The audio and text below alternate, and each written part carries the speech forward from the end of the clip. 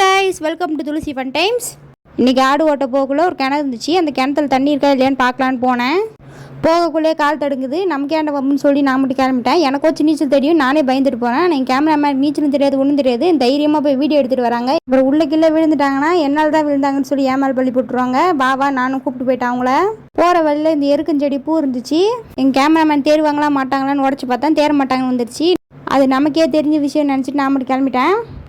நானும் இந்த ஹமான் சோப்பில் வர விளம்பரம் மாதிரி பாட்டு போட்டு ஓடலான்னு பார்த்தா அதுக்குள்ளே என்னோட சைனீஸ் கொண்ட வேறு அவுந்துக்குச்சு. அதை சரி பண்ணிட்டு நமக்கே அந்த விஷயம்லாம் நினச்சிட்டு நான் ஆடு ஓட்ட கிளம்பிட்டேன்.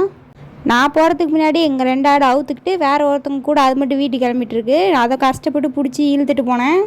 எங்கள் வீட்டிலே ஒரு ஹெட் ஆஃப் த ஆட் இருக்குது, அதை போய் ஓட்டிகிட்டு வந்தேன். அவ்வளோ நேரம் இந்த 2 ஆடு போனால மேயாமல் கத்திட்டு இருந்த ஆடு நம்மளை பார்த்ததும் அப்படி மேயிற மாதிரி ஆக்ஷன் போடும் பாருங்க. ஆக்ஷன் போடுறதுக்கும் ஒரு அளவு இல்லாமல் ஆக்ஷன் போடுது.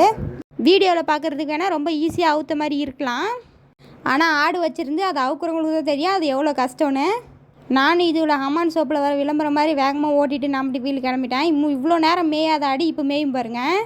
2 ஜீவன் தான் ஹெட் ஆஃப் த ஆடையை விட்டுட்டு வேற ஒருத்தவங்க ஆடு கூட வீட்டுக்கு போகிறேன்னு நின்றுட்டு இருந்துச்சு. ஆனால் இப்போ எப்படி மேயுது பாருங்கள்.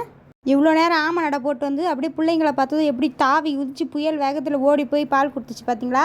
ஆடு வச்சிருக்கவங்களுக்கு தான் தெரியும் அந்த ஆக்ஷன்லாம். நானும் வீட்டுக்கு போய்ட்டு எல்லாரையும் பிடிச்சி அதோட இடத்துல கட்டிட்டு கிளம்பிட்டேன்.